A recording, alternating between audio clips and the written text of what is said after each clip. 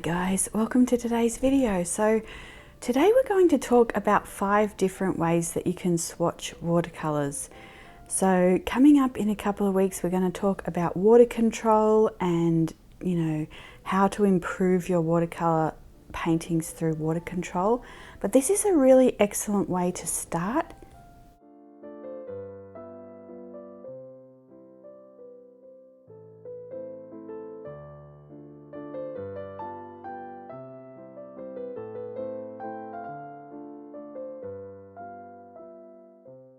So we're going to look at 5 different ways to swatch. Just a regular swatch, this type of swatch which is a gradient wash, and then we're going to look at backwashing into a gradient wash or just a swatch.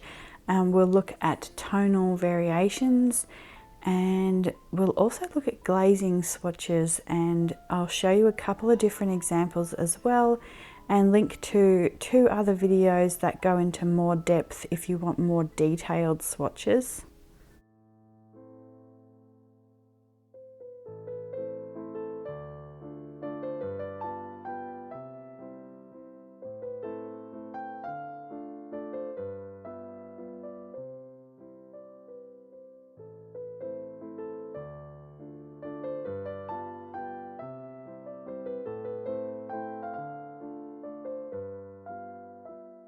So here we're just doing another type of swatch, and this is just sort of creating a little box, making the swatch kind of important. Now you can either just do a page of swatches like this, or you could cut out little squares of watercolor paper and create some little color swatch cards to have on your desk, or just have at hand so that you kind of know the colors. And again, I'm just doing that gradient wash in the center there. Now, if you feel like the color wasn't saturated enough on the left-hand side, you can just drop some more color in on that side once the swatch is down and the water's there, and that will help just to improve the how strong the swatch is. And then of course you can just do little swatches like this. So just getting your paintbrush and getting the paint on the paper, and just to see what it looks like, how it feels when you lay it down and how it performs. And you can do that kind of swatch across various different types of papers. So if you have different sketchbooks and you want to try out different colors on those different papers, you can do that. I will be doing a video like that, but that's going to take a lot of work, and I haven't been able to get that organized yet.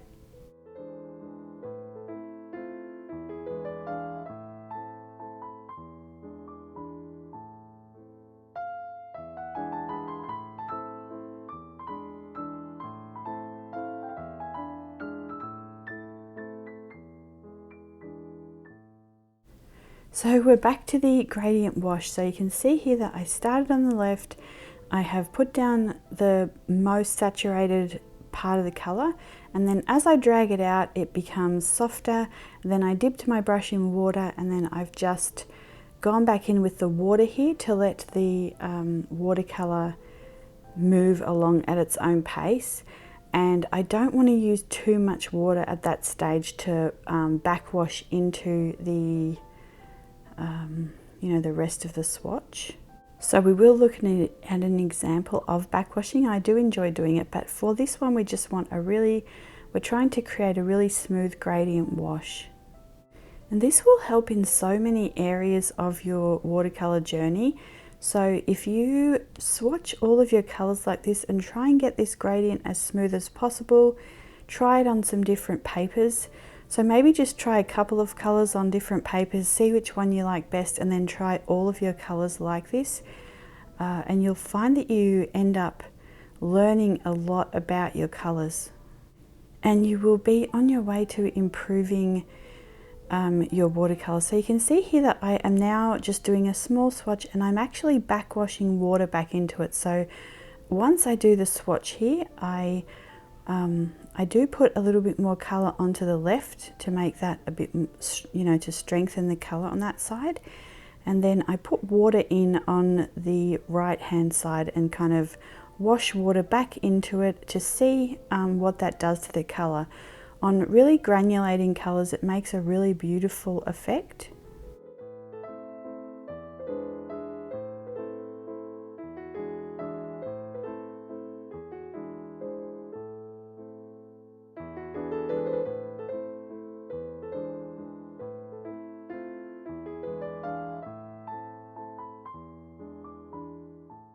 So this one, we are starting with the most saturated colour, dipping our brush in water, doing another swatch, dipping our brush in water, doing another swatch, all the way until we get to the very lightest part of the colour that we can do.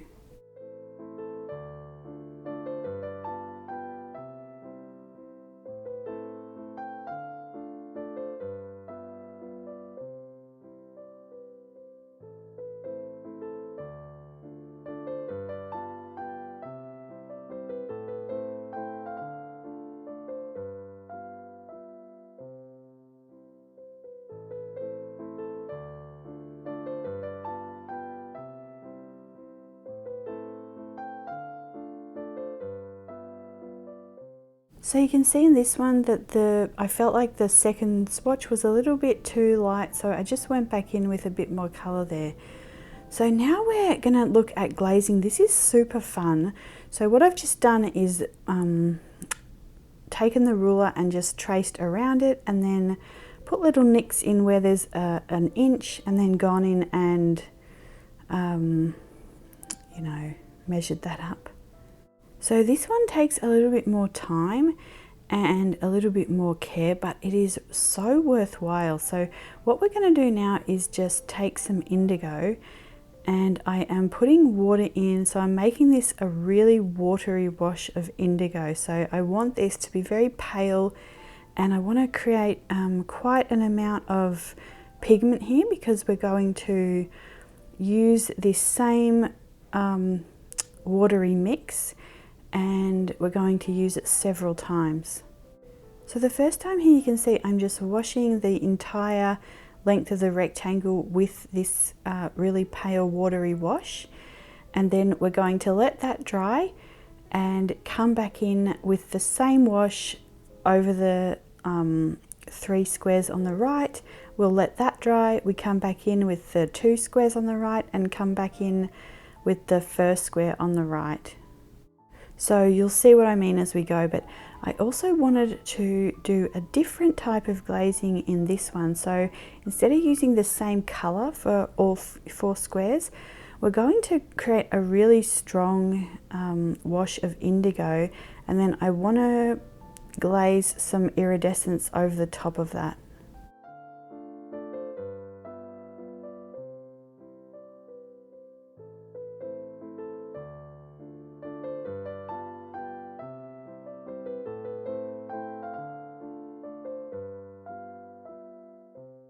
Okay, so you can see there at the bottom I've done a spectrum chart of the indigo and lilac as well, and I will link a video about how to do those swatches as well. They're really fun. Okay, so hopefully this is starting to make a bit more sense now. So we're going in with the second wash, or the first glaze, and we are putting it over the top, and you can see that the colour is starting to build. So the most important thing here is you have to let each layer dry, or they're just going to blend into each other. So it does take a little bit more time, like I said, but it is really worth it in the end.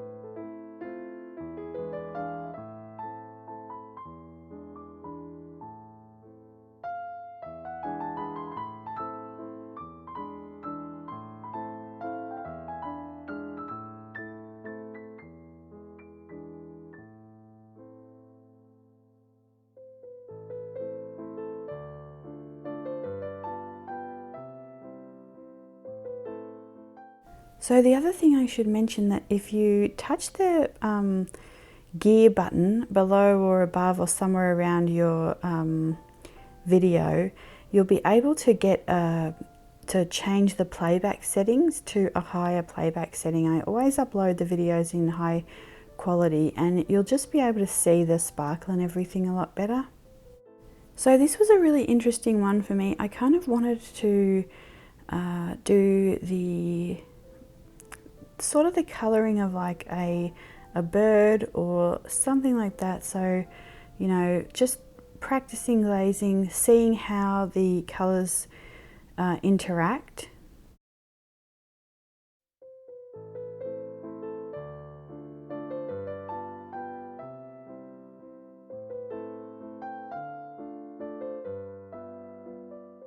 And I feel like these kind of exercises, they're sort of like scales for a concert pianist or a musician.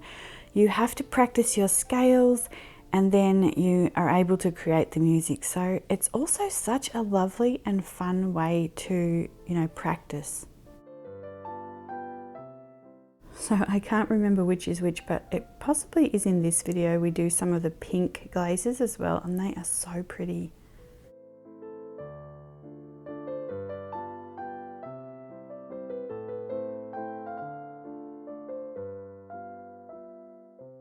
The other thing I wanted to mention is not to stress about this. This should be just fun and just a really nice, you know, afternoon of sitting there creating swatches. I will link to this video, so if you want to learn a bit more and go a bit more in depth about swatches, how to lift, how to glaze, opacity and all those things, there is a video about how I create these more detailed swatches, so I will put that below as well.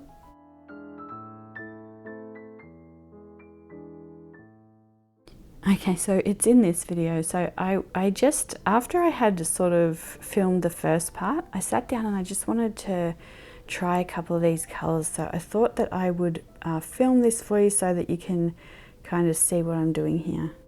I really love this page, how all the colors turned out. So here I am using Daniel Smith Opera Rose and Schmincke Lemon Yellow, and I'm just sort of looking for some different peach tones. So one of my favorite mixes at the minute is the Opera Rose with the Daniel Smith Organic Vermilion, and it makes this really pretty sort of coral color. And so I was just kind of looking to see if, you know, how different. So it's like this color here. So you can see that the lemon yellow creates a softer peach color, where this one gives you more of a melon color. And then here I've just added some pearl white to it, and I absolutely love this as well.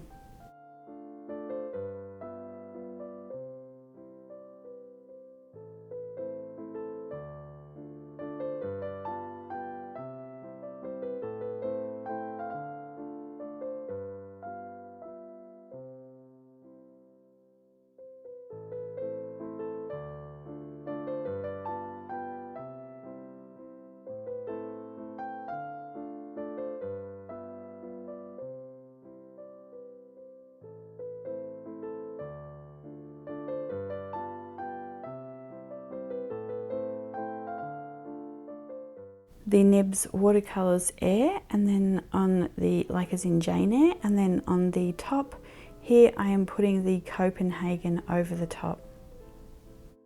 So while I let that dry, I've gone in with the Caput Mortuum, and I'm just trying on this paper some of my favorite mixes where you put the white in with the Caput Mortuum. So, and you can see the more white that you add, this more like it's really smoky pale lavender. It's so beautiful. So, and I'm using the Grumbacher Titanium White, which is super creamy.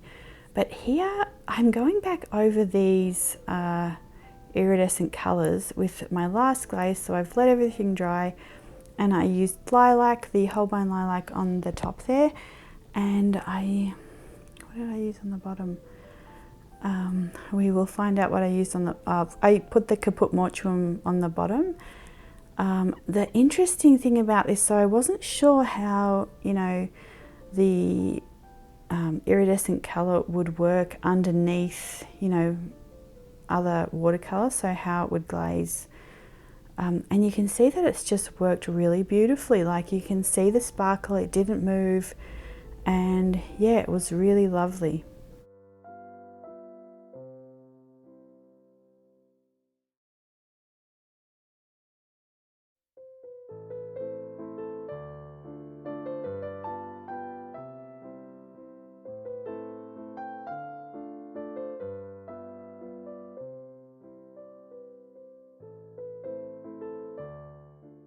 Okay, so the last way that you can swatch, so you can see here I have kind of some of my favorite colors inspired by my palette here. I just cannot bring myself to rinse that off, but so I have that there, and I just wanted to kind of remember that color palette. So I've swatched the colors here, and what I'm just kind of showing you as far as swatching, you can see how beautifully that has it's kind of like it's dancing through the water. So basically, if you do a swatch of water and then drop in some colors to see how they disperse, to see how they play together, to see how well they work in the water, this is another really excellent way to learn more about your colors, about how they move in the water.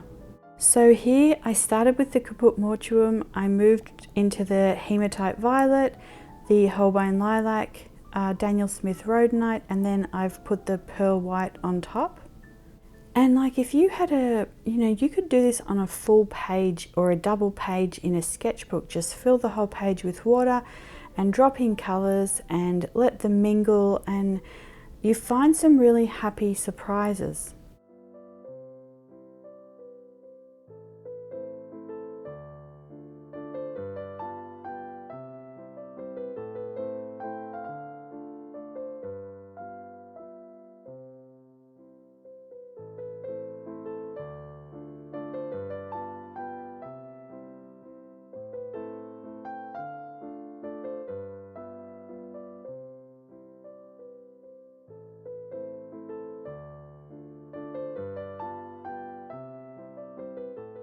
And then I'm just going in with my dip pen and ink and creating a little flower over the top. So those nibs are back in stock on Jet Pens as well, so you can find them linked below. They're my favorite ones, the gold ones, and any of you who have tried them have also said the same thing. It just changes the way that you are able to use the nib. It just makes it so easy. But what I was saying was, I don't want to make this stressful for you. I want this to be a really happy and enjoyable experience when you sit down to use your watercolors. And swatching, this is one of my favorite pages, and it's just swatches of colors, which is really, really easy to do and fun. Okay guys, so that is about it for this video. We do have some really nice videos coming up. So we're going to paint this rose, and we're going to look at how to control water. I have my February favorites. We're going to try and paint some of these pansies in the water control video and look at some different ways to use watercolors. And we also have the February Nature Journal installment coming up, and I know it's they're a bit later. I've had a bit of a week, so just trying to get through everything and get everything uploaded and everything. So wish me luck with that, and I will see you guys as soon as possible. Bye for now.